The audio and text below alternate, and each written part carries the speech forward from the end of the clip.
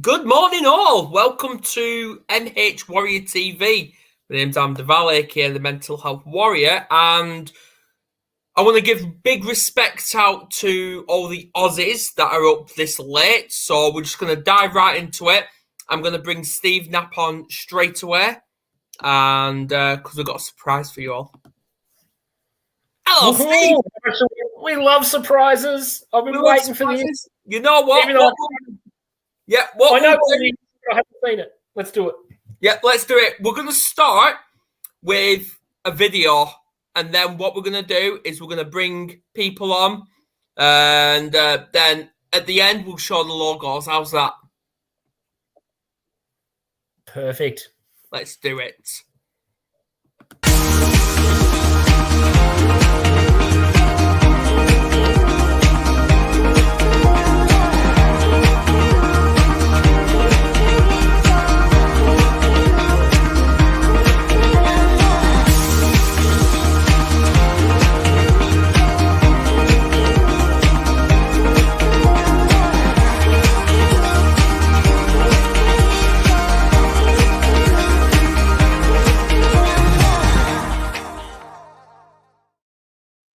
Welcome all!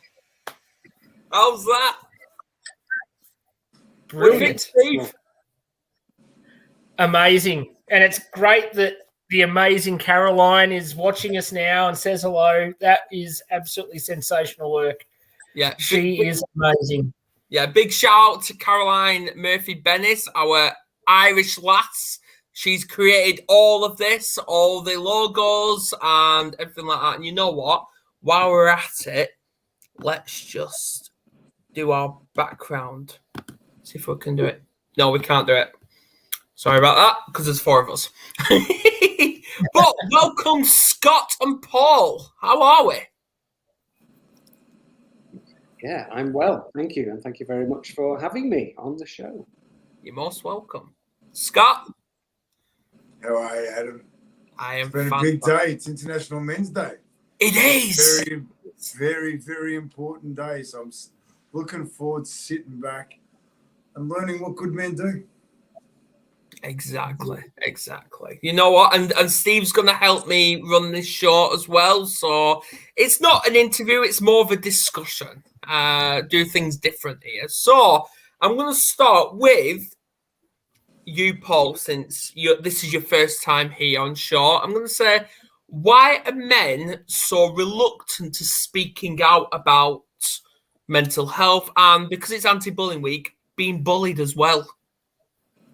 Yeah, really good question, Adam. Thank you. So I would say it's a societal issue in many Western societies where men don't talk because of stigma. You've talked about ending the stigma. It's in your logo and everything. And there is a huge amount of stigma around mental ill health. And I don't know what you think about the phrase toxic masculinity. Some people don't like it, but for me, I think that's part and parcel of the problem. That, even as young boys, we're told, boys don't cry, don't show your emotions. The only emotion that it's okay for men to express, apparently, is anger. We can't show vulnerability. We can't show tears. We can't talk about our own struggles with mental ill health or anything else. We're taught not to ask for help. We're taught to be strong. We're told to man up. And really, for me, vulnerability is a strength. It's not a weakness. But society, whether that's our parents, our teachers, our bosses at work, people down the pub, we're told we don't show emotion, we don't show anything like that because it's weak. The only emotion we can show is anger. So I think people don't speak up about mental ill health because they're afraid of being judged. They're afraid of being labelled as weak. They're afraid of not fitting in. They'll get ostracised. They will be bullied. So like you say, it's anti-bullying week, also International Men's Health Day, and those two things go hand in hand. So for me, I think it's a societal thing. I think it is changing very slowly, but we've had decades and decades of being told that it's not okay to speak about mental ill health and any other form of vulnerability. Beautiful, beautiful. Anything to add, Steve? Yeah, I think Paul hit home on a lot of fronts there. I'm finding more and more, maybe Australia's a bit different, but I reckon Aussie blokes are embracing the hell out of starting to open up and talk their talk. Because I tell you, it is changing. It is changing big time. Like being a tradie for the last 25 years, when I first started, none of these discussions would have happened. Not a single one. Never. You'd be called every name under the sun. But I'm seeing them on a daily basis. And the changes I'm seeing from since I opened up, and I was totally open, raw, real with every single person I see. I've done it on here. I do it everywhere. There's nothing to hide. And Paul, you're spot on, mate. Vulnerability is a damn superpower. It is an absolute superpower. It is nothing to be ashamed of. It is something you own. And when you're vulnerable, you're authentic and you're real. And no one can ask more of that of you. They just can't. And I'm just finding, like the most interaction I ever get on social media is when I open up and talk about battles with depression, alcohol abuse, where I've been, where I'm coming from, what I'm doing, where I'm going to. And I think what we're doing constantly with all of us here is just having these conversations. The more we do it, the more other blokes go, hey, this shit's all right. It's not that bad. We can talk. And we've got to, because the statistics don't lie. We blokes battle just as much as anyone else. And we've got to have conversations. And as men, you've got to be a good bloke. You've got to listen to someone that's got something to say that's not doing great. I think that's what it comes down to at the end of the day. Lend an ear. You don't have to give advice. You don't have to be trained in anything special to help someone. You just got to listen and accept them and be a safe space and let them be. So I ranted a bit longer than I planned there. That was No. That's beautiful. Yeah. So, Scott, welcome back. You touched on before we came on what a good man looks like. So, in your perspective, what does a good man look like? Great question. And this has changed over the years for me. Yeah. I feel a good man uses his words to support his actions. Yeah. He lives a valued life that chooses to support one another men. Now, as I said before I got on here today, I put on my unicorn hoodie because I keep hearing that good men like finding a needle in a haystack. But I'm a unicorn. I'm a good man. Yeah. I care about my fellow men. I love our women. And I'm open to be challenged on any subject that needs to be challenged. Because we're all worth it. Absolutely. And Absolutely. If I just jump on that for a sec, because vulnerability, I want to hit that up, Paul. Vulnerability is the key to our hearts. If we're living in a day and age where fear is the tool of choice, mental health wasn't a subject 10 years ago. We're learning. We're learning how to have conversations. We're learning how to be men. We were asked, we were told that our behaviors weren't great, and they weren't. And that's okay, because we're stepping up to the plate. I'm so proud to be a man. I'm so proud to walk this journey with other men who make mistakes, who own their mistakes, and say, I'm working on being a better version of me today. Our fathers didn't have that opportunity. They were too busy working. We've had this gift called COVID come into our life that stopped us from working, made us put a big spotlight in the dark corners inside our houses. We're in our house. Where do I need to work on right now? How beautiful is that? How beautiful is it that men are growing?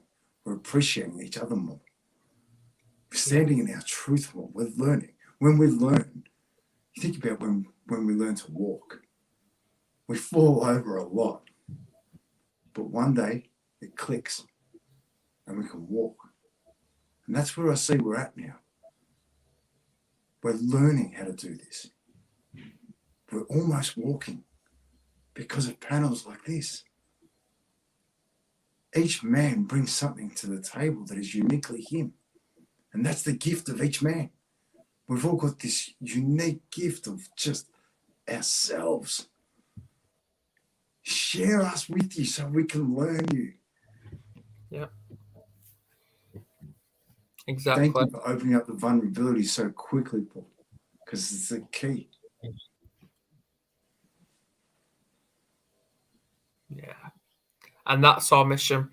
We've changed it from putting a stop to mental health to ending the stigma of mental illness.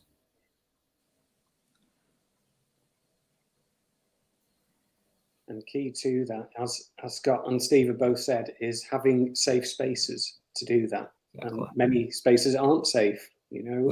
I'm really glad to hear, Steve, that you say things are really changing in Australia. And in my experience, Australia is at the forefront of talking about mental health. That's where mental health first aid started. And it's great to hear things are changing, but there are so many unsafe places. The pub is an unsafe place for most people, have a few pints and you might say, oh, I love you. And then the next morning it's, oh no, I couldn't possibly say I love you when I'm sober. But as soon as you start opening up to that vulnerability in the pub, very often it's a case of, oh, you're being soft. Stop talking about that. Let's just talk about football or cricket. And workplaces are not very safe. Most workplaces are not safe. Some households, some families are not safe to express ourselves, express our vulnerability.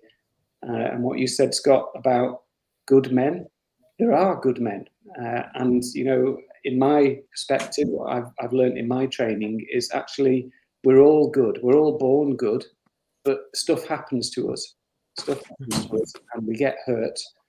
And a phrase I really like is hurt people. And we've all been hurt. So all of those things that we've done to other people, things that we're not proud of, things we may be ashamed of in the past, we've hurt people because we have been hurt ourselves.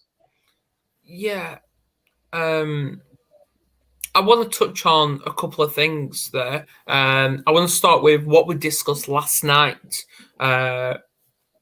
Communicating with a bully through law of attraction. Now, we touched on that.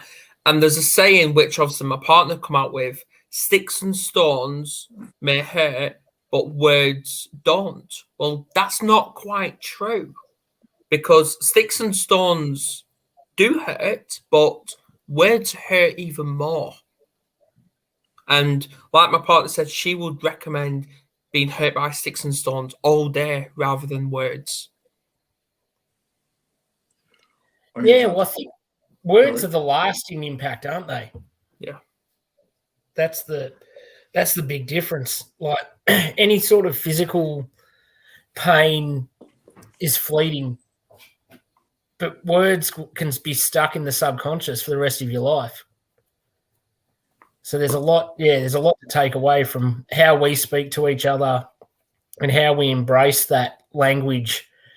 And not even just our words, like slipping into some NLP, obviously like our tonality and our physiology means a lot as well. So like you can say the nicest words in the world, but if you're like a grumpy bastard and you're all angry, they're not going to come across with the right meaning. Whereas, so like bring everything to the table. Like nothing's out of the equation here. Like it's amazing. Like I can't help it. When I walk up and see someone, I smile, I laugh. And if you can tell me that's not infectious, not a hope in hell. It's an easy thing to do and it will lift people's days. And it's so simplistic to have a smile and a friendly word. It costs you nothing. It takes nothing. Like how much better do you feel smiling and talking to someone upbeat than frowning and being down? Like it changes you as well. Like it's so simple, but we don't do it enough. Exactly. And the second one is what you and Tessa spoke about on Tuesday, Steve, about mental health in the workplace, bullying in the workplace. And I actually put a comment on that saying, I believe there should be a safe space in the workplace for colleagues to actually, even managers to go to talk to someone, to have someone that specializes in mental health or mental illness in every single workplace, even schools, for that person to go and talk to, open up to. I think that should happen. I want to jump on something because I think this is, there's two things I want to bring up really quickly. Hurt people, hurt people. All right. Bullies are bullies for a reason. Yeah. They're hurting. They want to get rid of the hurt.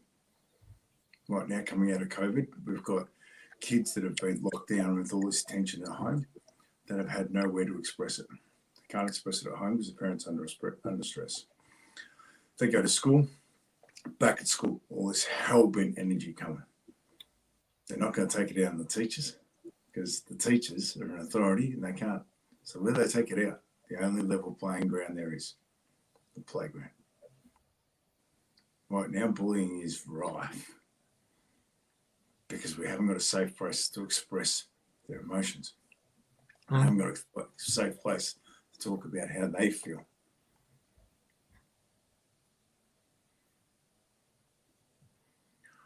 I'm going to go sideways because hurt people hurt people. There's something that happened in Melbourne, Victoria that I'm so proud of. And it's the tradies, Steve. I'm a steel fixer by trade. I work with men. We work physically. We work hard physically. We swear a lot because that's an emotion. Yeah. Swearing is an emotion. We don't have the words. A lot of tradies don't have the words to be able to express how they feel from their hearts and from where they need to be speaking from. So they do it in words that emphasize emotion. Swearing's great for that. There was an altercation with the unions, and rather than going home and drinking, getting on the gear, taking it out on the people close to them because of this incident that happened with the unions and the government was disgusting. The tradesmen of Melbourne walked the streets of Melbourne. They walked and walked and walked. And I'm so proud of those men. They work in a job of physicality. They understand physicality. The emotional side of things is a skill they haven't learnt as yet. They don't know how to express themselves. They're learning. We're learning. But they did what they knew how. They walked together to expend their energy. They weren't at home drinking, getting on the gear, taking it out on the missus, taking it out on the kids, taking it out on everybody close to them. They stayed together and they got that energy out. They expressed their emotions the only way they knew how safely. Going into the workplace, how do we do that? How do we create the safe place? When you're sitting in an office and you're working with all these people, you don't want to go to your manager and express how you're feeling.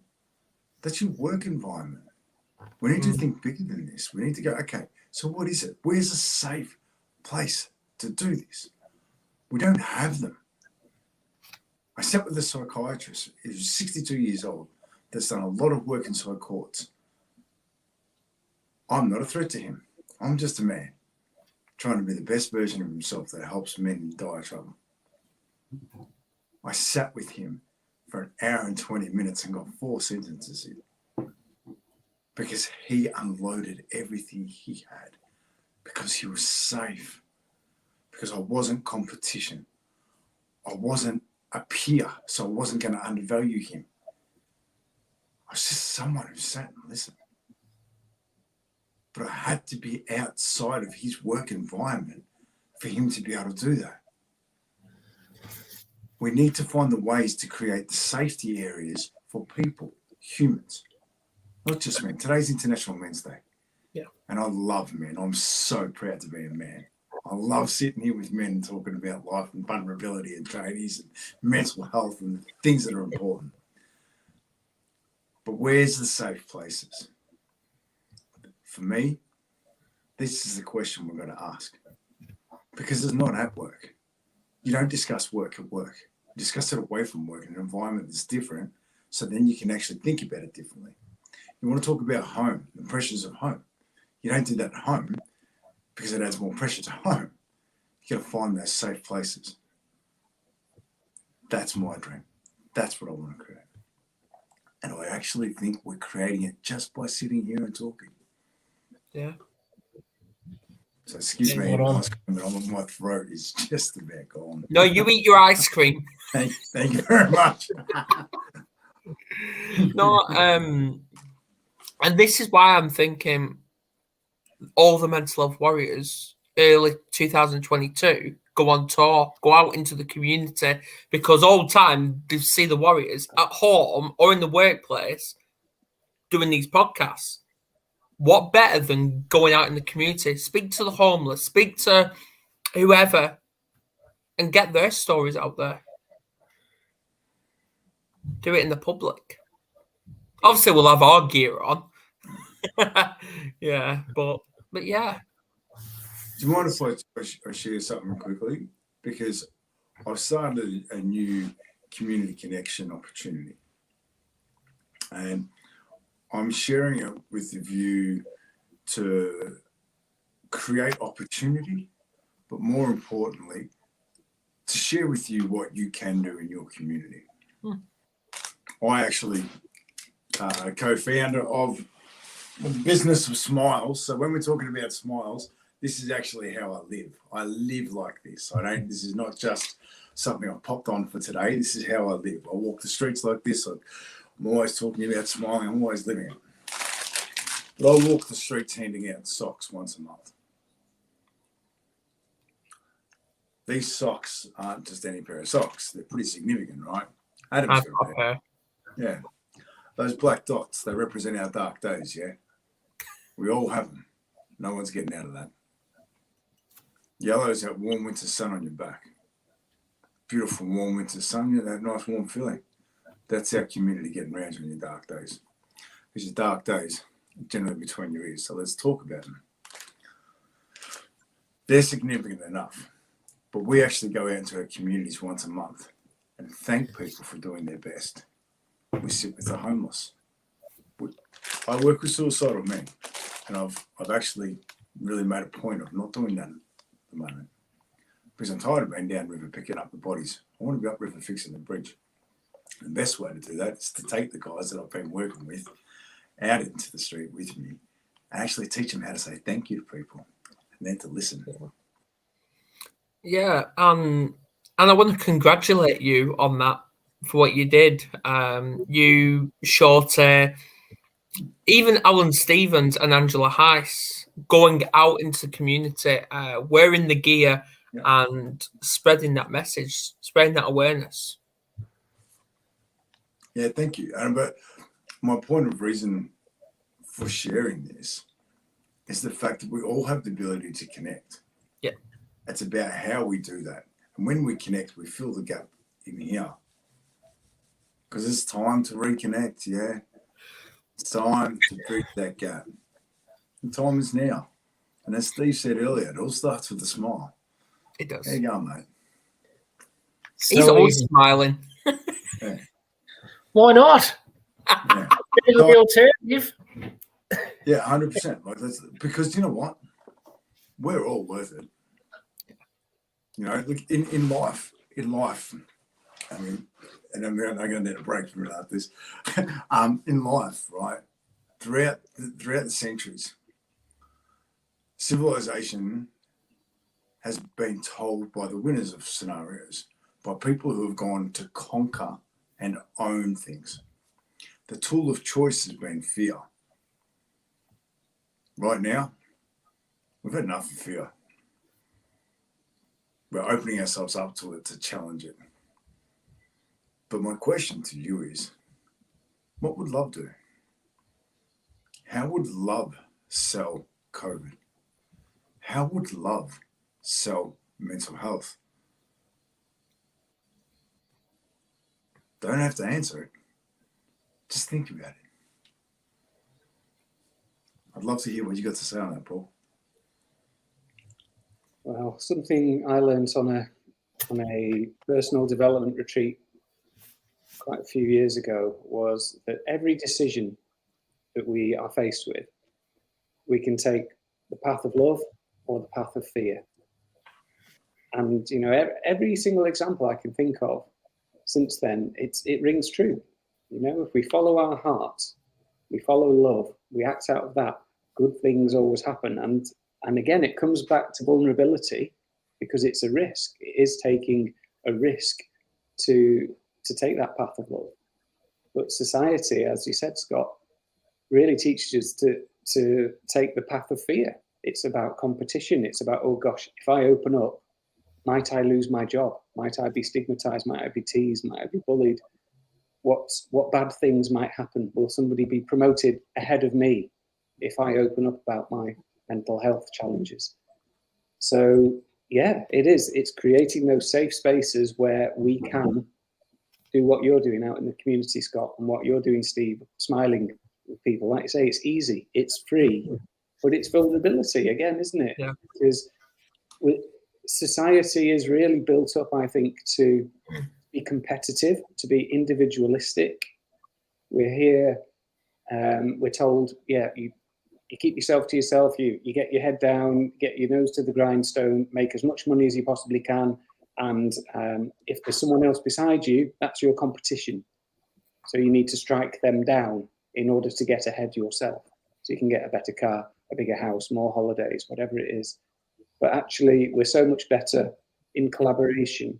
And if we go back to early humans, we lived in tribes. We succeeded in tribes of 100 to 150 people. And somewhere along the line, with industrialization and capitalism and whatever else has come in, we've become so much more individualistic, and we're separated. So we now see ourselves as individual beings rather than part of a community. And COVID has shown us this, how much we need community. And it's been so warming to see stuff that you're doing, Adam, and so many other community initiatives.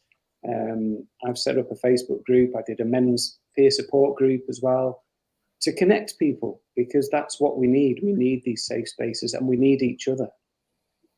Absolutely. And I want to touch on that because Ian Halsey has put us a comment, and you know what? I'm going to put it up because this is just perfect. It really is. Smiling is infectious. Yeah, it is. Meet Smilligan, named after Spike Milligan's famous poem, "Smiling is infectious. You catch it like the flu." Pass. I'm trying to start a new pandemic. Thanks, Spike Milligan.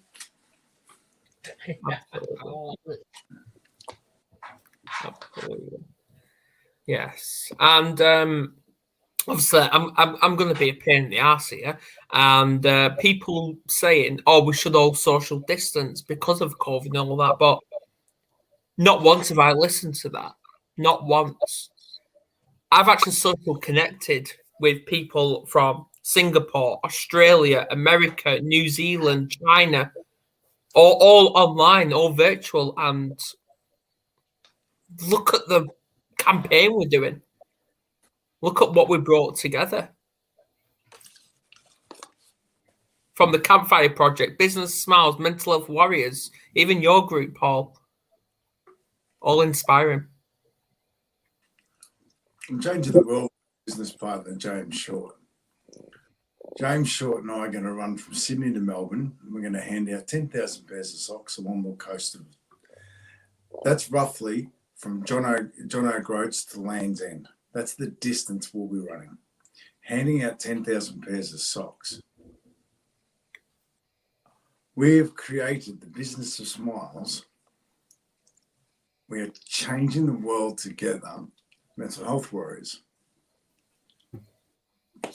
Now, Paul, Pathlight, I want to learn what that is, but we're more connected now than we ever have been. I've never met James Short. I've never met him. As far as I know, he's artificial intelligence sitting on the end of the computer. But here's the thing, right?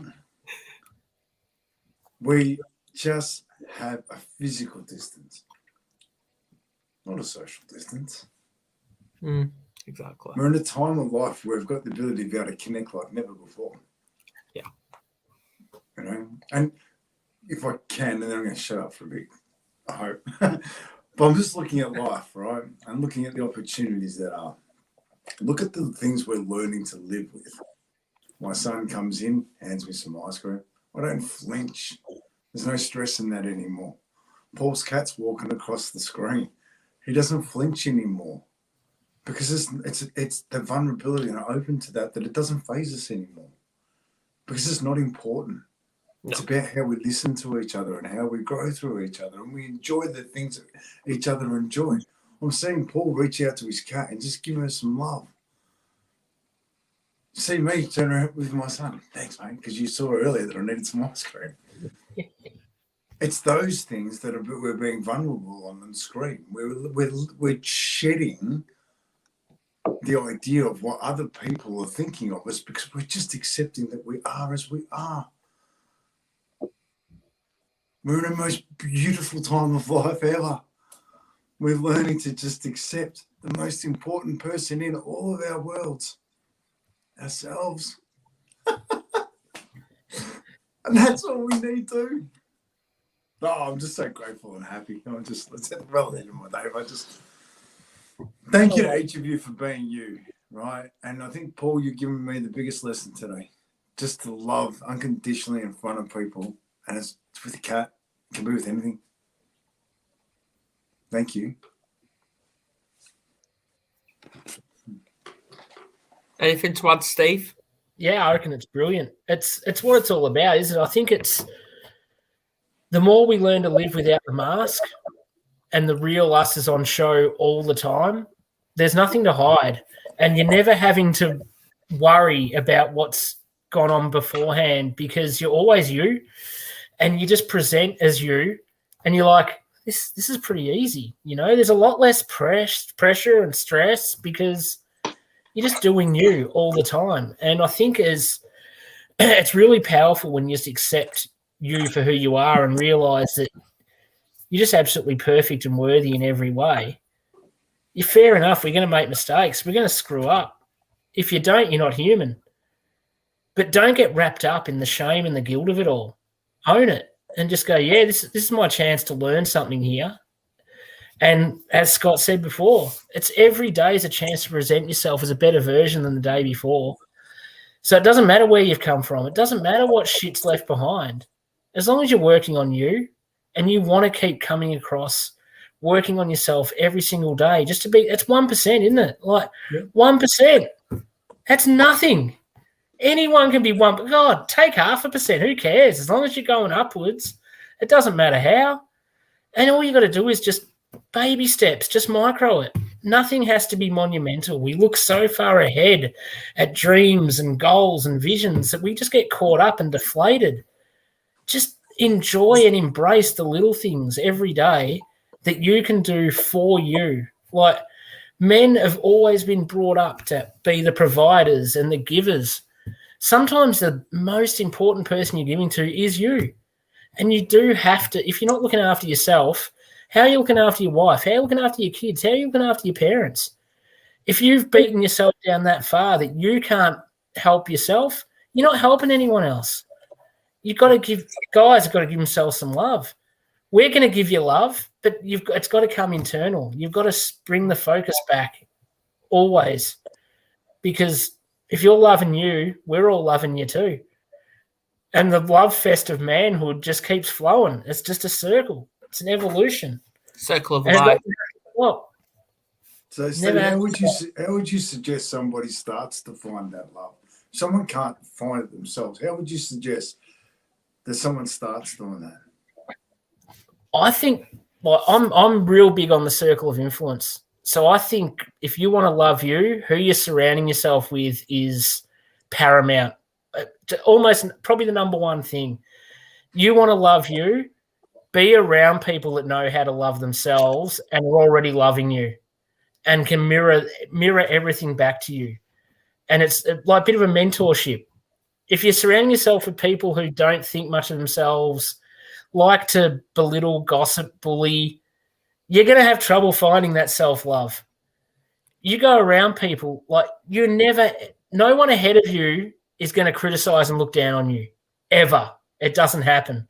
The people ahead of you are going to reach down with that hand and say, come on, brother, you want to learn?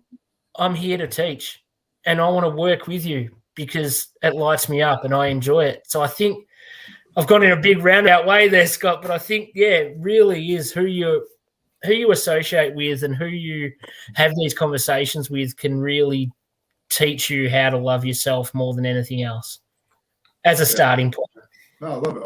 I'm a big fan of the circle of influence, but the one thing I've heard so far, and I'll be curious to what you've done, Steve, is because personal development has been the key to myself. It sounds like it's been the key to Paul. I know it's been the key to Adam. Is that right? So yeah, it's a quadrella. Right. So personal development helps us be the best version of ourselves, right? I've long lost my title, and I introduce myself as a man just trying to be the best version of himself. That's it. Because if I'm continually trying to grow, the human race is the only thing on the earth that doesn't grow to its full potential and then die. We grow to a point, and then we're looking forward to this point where we retire. We get to retirement, and then we whittle. We don't just grow to this big, beautiful tree that we could be. I wonder what it would be like if that was the case. I wonder what it'd be like if we continued to chase growth. Well, we all have a story. It doesn't matter. Your story begins is the day you arrive in this world. That's your story and your journey. And that grows the exact same level to you. It doesn't matter. It doesn't matter if you drop or grow or increase. It stays with you. And this is what I keep saying. We all get triggered.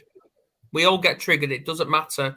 But I've recently learned, we always try and look for the negative within that trigger. Why don't we stop looking for the negative and turn it into a mistake and turn it into an opportunity instead? Yeah, I don't even like the word mistake. I don't like labeling things as good or bad. Yeah. Just an experience, and every experience is an opportunity to learn and grow. And to go back to what you said, Steve, around your sphere of influence, the people around you, totally agree with that. The people, they say you're the average of the 3 or 4 people that you spend the most time with. So you will get that mirroring, you'll get that influence from those people, you'll get the love, or you'll get the opposite, the negative side. But for me, the most important relationship that we ever have is the relationship with ourselves. Yeah. So whether you connect with that through personal development or meditation or psychotherapy or whatever it is that gets you to that authentic, loving relationship with yourself, that is key. And I like what you said, Steve, about just trying to be, or both Steve and Scott both said it, about trying to be the best version of you each day when you get up. And that doesn't have to be, I'm getting better every day, because we do have those black spots on our socks, don't we, Scott? Always. And some days it's the most we can do to get ourselves out of bed. I've been there. I've had depression. I've experienced anxiety, self-harm, suicidal ideation, all sorts of stuff. And, some of my clients, on some days, the best they can do is get out of bed. They don't even brush their teeth. They don't even get dressed. But that's a success. They've got to bed and they're still here. So we're going to have those dips. We're going to have those black spots, whatever we want to call them. But yeah, I really like your message, Scott, around trying to be the best version of you each day, even though it's not necessarily getting better every day. It's not going to be smiley every day. We're just doing the best we can. I agree. Brilliant. Oh, I'm just feeling my heart right now. Listen to us. It's you want to see good men on International Men's Day? Have a look on your screen. We're growing together. Paul's possibly the bravest man that I've ever met. He's a cyclist in and around the UK. I lived over there for a long time, mate. That's a brave man on that stuff. That's your bike. I love it. Yeah. I'm a cyclist myself anyway. But it's those little things, right? Getting out of bed is hard some days. Fronting up to things that you don't want to front up to. It's hard.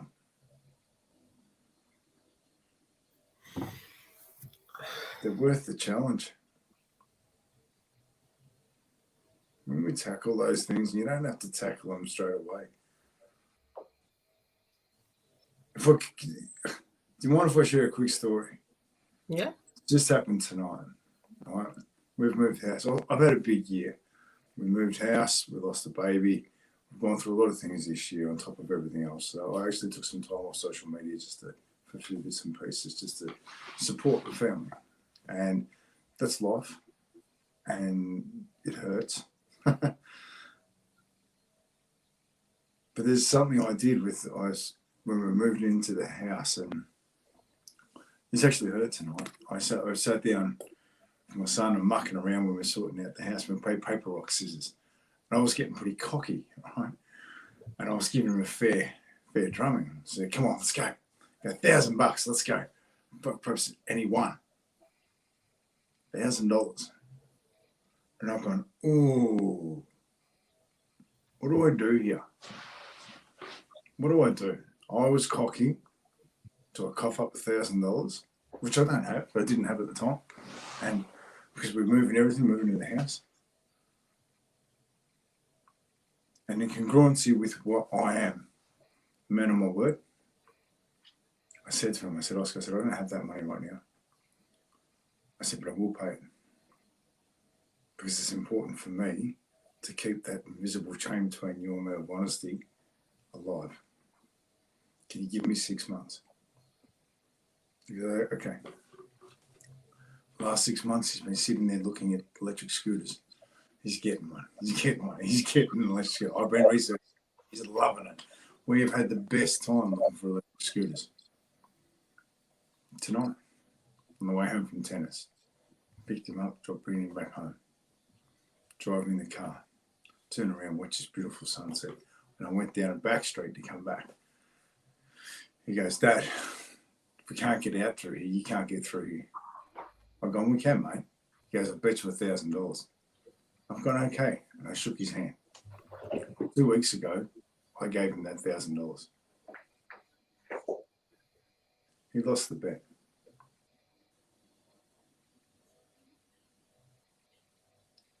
I said to him, what do you do in this situation?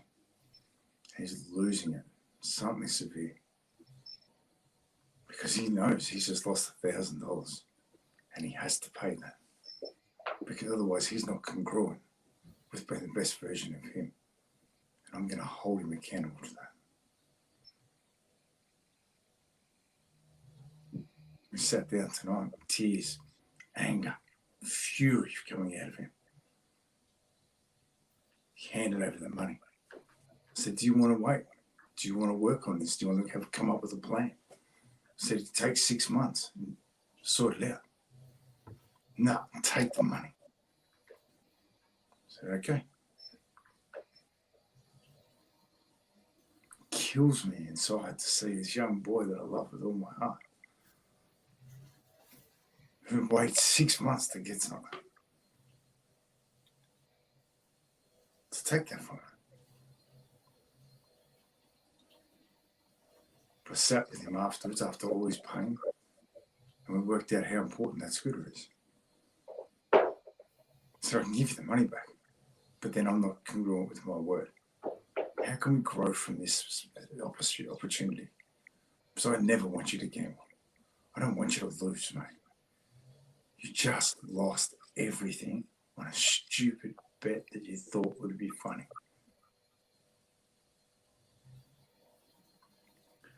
We sat down and we said to him, go away. We're going to come back with a plan to get you that scooter, but you're going to have to earn it.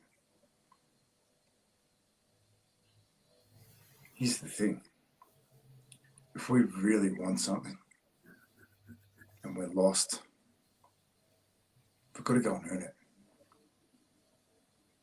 We've got to go and earn it because we're worth it. And we've got to support the people we love to go and earn that, because they are worth it.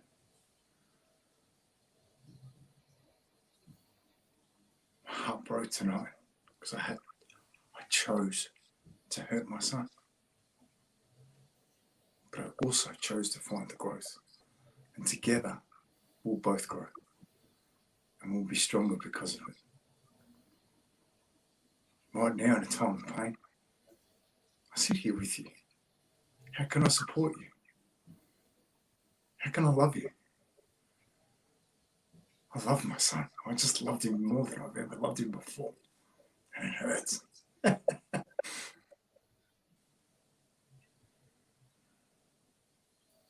Thank you for listening to that.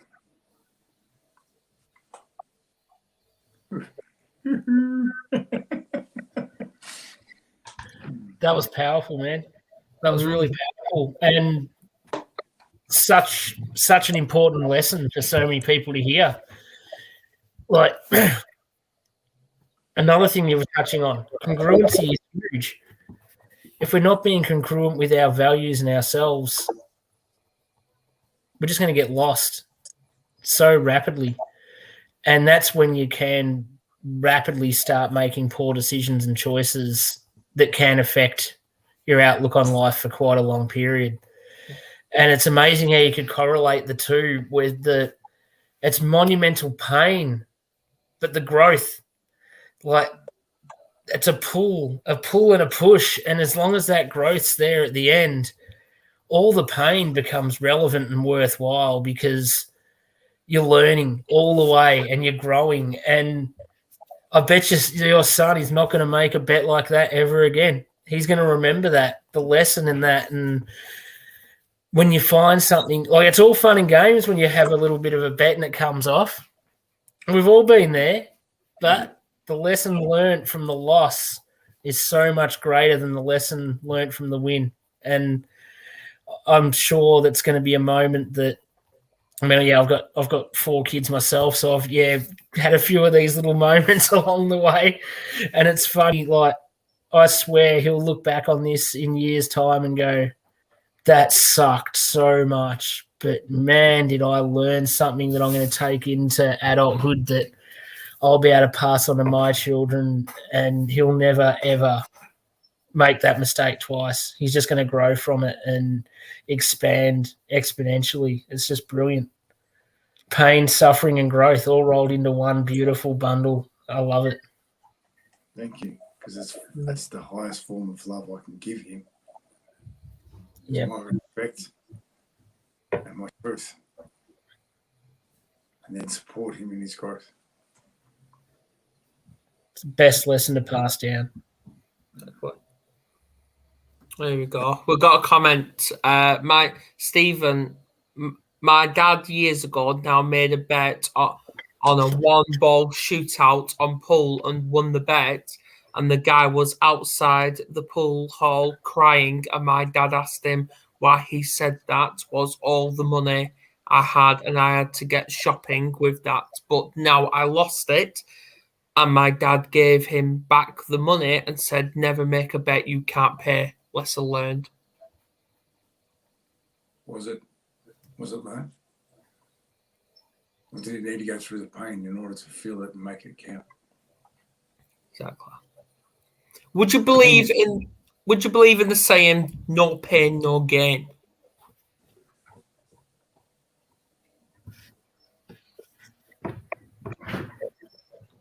For me, all growth is potentially very painful.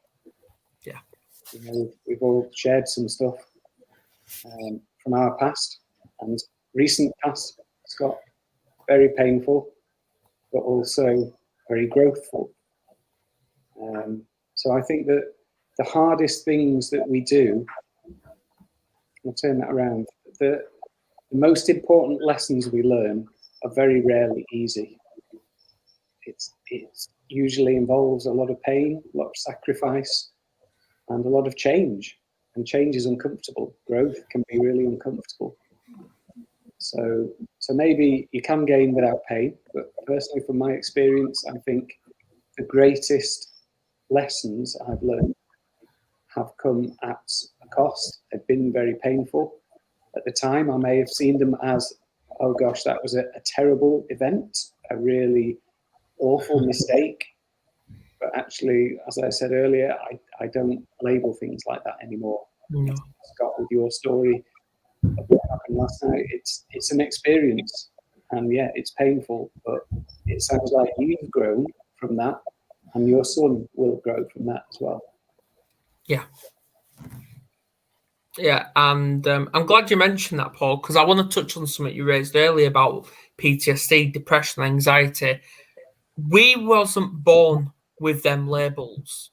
We wasn't. We was born with a name. So obviously, I'm Adam Duval, Steve Knapp, Scott Carson, Paul Wolstenholme, and then the rest in the comments. That's who we are. We wasn't attached with these labels because anxiety, label ourselves with anxiety, depression. That's our mind telling us to say that. We are who we are. That's who we are, our names. That's it. That should all matter. Yeah, it's my particular belief is that we each have a soul, and we are born with a pure soul. And as I said earlier, stuff happens to us. So those experiences, whether it's traumas or something else, or upbringing, it leads us to encrust our heart or our soul to defend ourselves. You know, if we've been hurt by any particular experience, that's going to affect us. And the word trauma is bandied around a lot.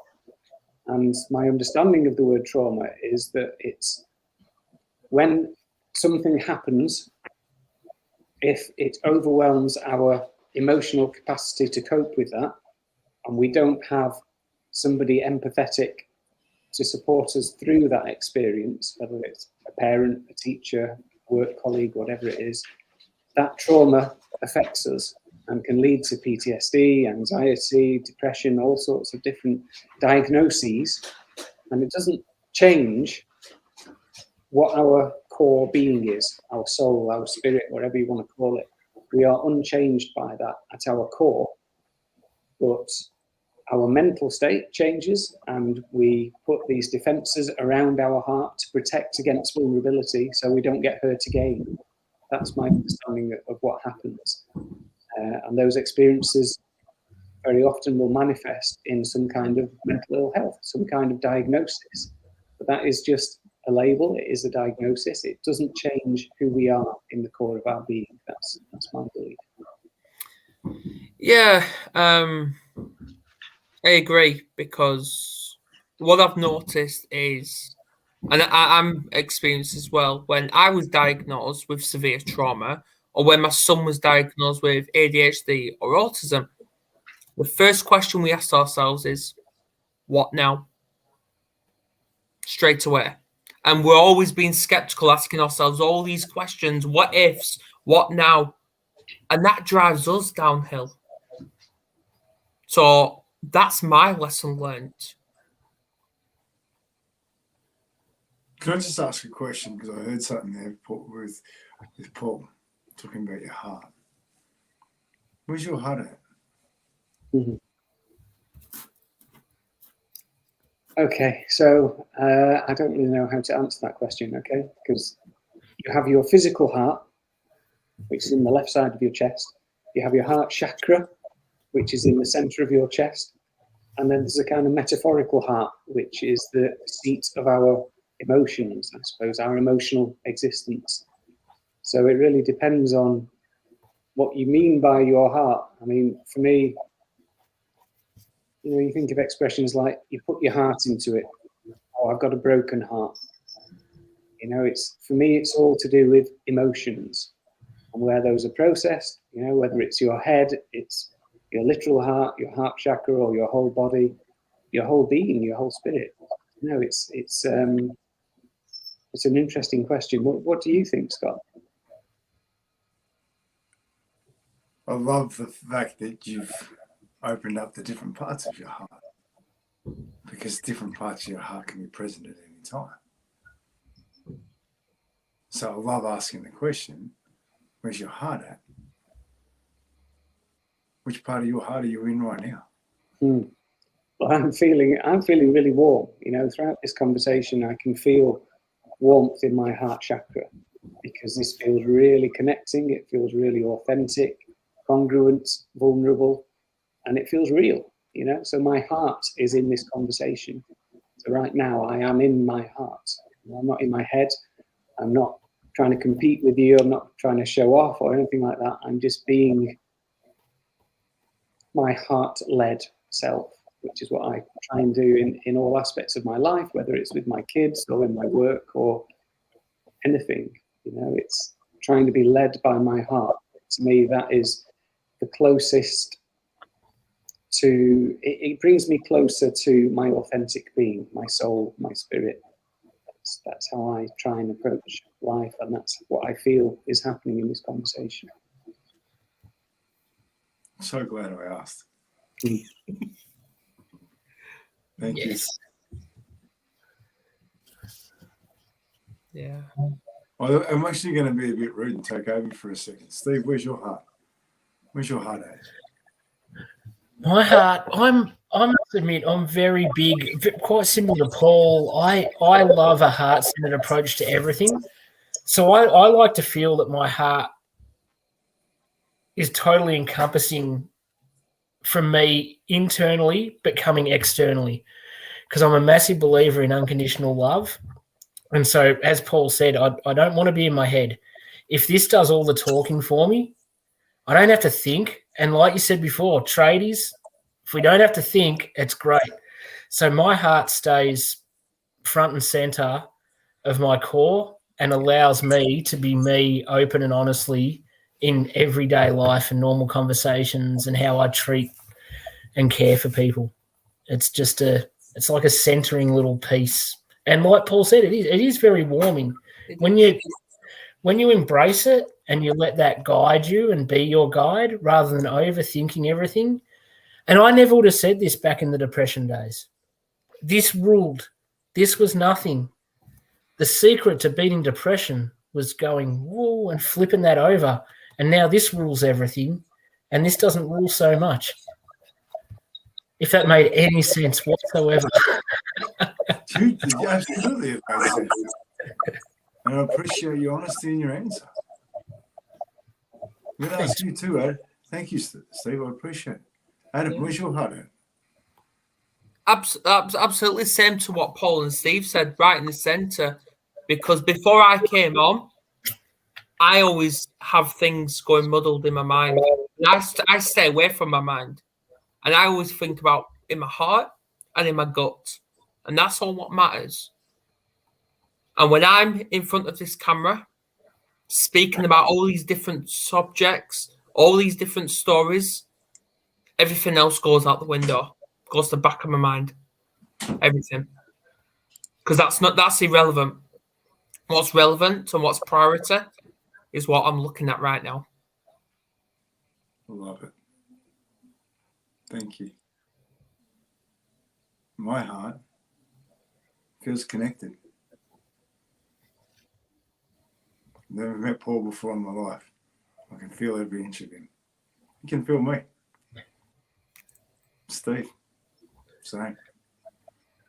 100%. Yeah. Adam, we've known each other too long. You know I'm in your heart, and you know you're in mine. Oh yeah, all the time. But this is what men are doing right now. International Men's Day. We're connecting like we've never connected before. We're coming from our hearts. And I want to thank everybody for teaching us how to do that. For telling us that we were toxic masculine men. For telling us that we weren't doing it right. But I want to say to every man out there that's having a crack at this, I'm so damn proud of you. I'm so damn proud of you for being vulnerable and open and having a crack at being the best version of you. Because we are all worth it. Yes. And we've got a comment off the brilliant Caroline Bennis. The heart is the portal to the presence of the loving sun. The sun? is the source of all love. Beautiful. She strikes again. Always.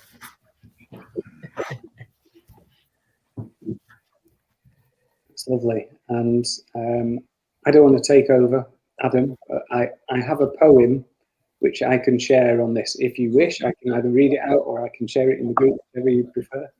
No, you can read it out.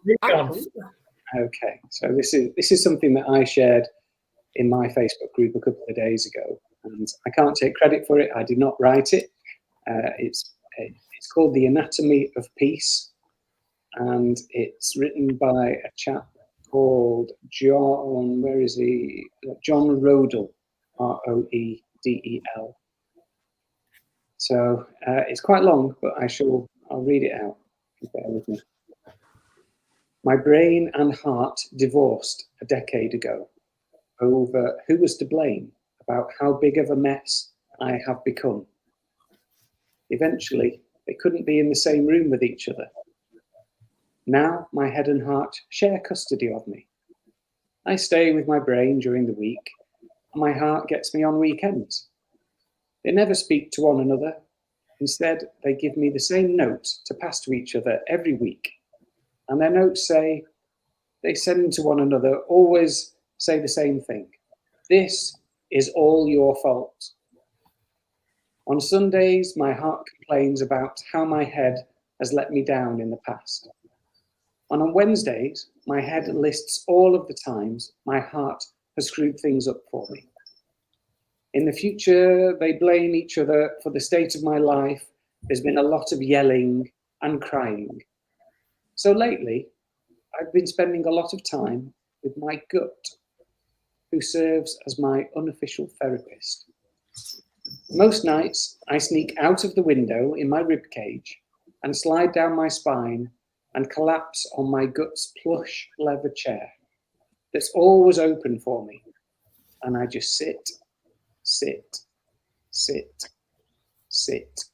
until the sun comes up. Last evening, my gut asked me if I was having a hard time being caught between my heart and my head. I nodded. I said I didn't know if I could live with either of them anymore. Excuse me. My heart is always sad about something that happened yesterday, while my head is always worried about something that may happen tomorrow, I lamented. My gut squeezed my hand. I just can't live with my mistakes of the past or my anxiety about the future, I sighed. My gut smiled and said, in that case, you should go and stay with your lungs for a while. I was confused. The look on my face gave it away. If you're exhausted about your heart's obsession with the fixed past and your mind's focus on the uncertain future, your lungs are the perfect place for you. There is no yesterday in your lungs. There is no tomorrow there either. There is only now. There is only inhale. There is only exhale. There is only this moment. There is only this breath. And in that breath, you can rest while your heart and your head work their relationship out. This morning, this is the end now. This morning, while my brain was busy reading tea leaves, while my heart was staring at old photographs, I packed a little bag and walked to the door of my lungs. Before I could even knock, she opened the door with a smile. And as a gust of air embraced me, she said, "What took you so long?" Wow. It's awesome.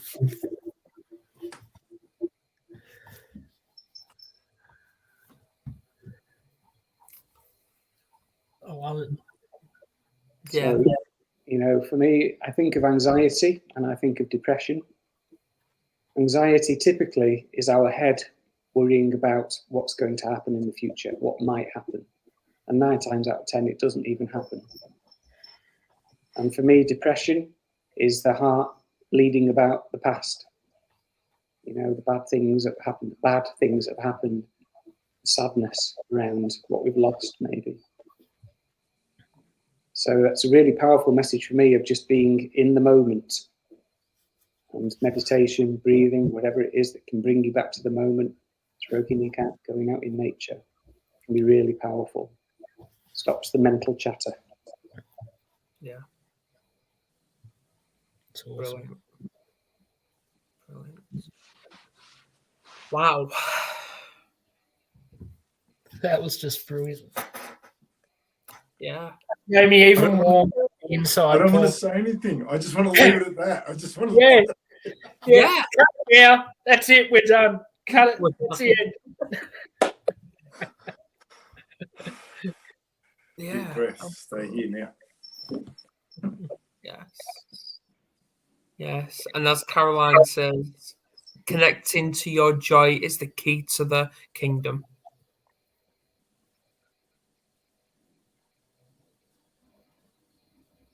Scott's thinking. The wisest person I know was 10 years old. I interviewed him You did. about a month ago. There's 2 questions I asked him. He taught me so much about life. I said, what do you think we need to do in the world? He goes, we need to find our passions. Boom. That's interesting, mate. What would your world look like? Yeah. That if it was my world, it wouldn't be my world. It'd be our world. We'd all live in it together. Absolutely. Yes. We look into the silence of here and we listen. The youth have wisdom beyond what we can understand. Let's not condition them with our pain of the past. Let's love them, support them, and help them grow. So we too grow. Thank you so much for sharing that poem, Paul, because it's just to be in the present. We all love gifts. We all love getting gifts. The best one's being present. Absolutely. Shut me up somehow, please. Well, we'll wrap things up, and I want to thank both Steve and Scott for being up so late for this. And Paul, thanks for your first time here. I hope all of you come back at some point. Yeah, but just before we leave, I may as well put it up on screen, our Mental Health Warrior logo, which people need to look out for. They really do. And it's that. How beautiful is that? Especially with the stars as well, which actually connects with what Scott and Shorty's actually doing. I aim for the moon. It doesn't matter if you miss because you end up amongst the stars anyway. Have a crack. Exactly. So, a little bit of housekeeping. Caroline is back on tonight at 9 p.m. UK time with the brilliant Brian Barnes. So please tune in for that. That's going to be your Saturday AM. And all I've got to say is thank you for coming on. Can I say, huge thank you for inviting me, Adam. It's been a real honour and privilege to share this hour with you and Steve and Scott. Really lovely to meet you and connect with you. It's felt very, those buzzwords of authenticity, vulnerability, and connection. They can lose their meaning very quickly if we overuse them. But I think this has been a really good example of men being vulnerable, being open, being authentic, being congruent. And everything that we do like this, Adam, every show that offers this kind of platform, this safe space, normalizes mental ill health. It normalizes men speaking about their emotions and their mental health. So it's wonderful work that you're all doing, and real thank you for letting me be part of it today. Thank you. You're most welcome. We're not going to stop until this stigma's gone. We're not going to stop. And when because we're going to pass away one day, my kids are then going to take over. So the legacy continues. It's awesome.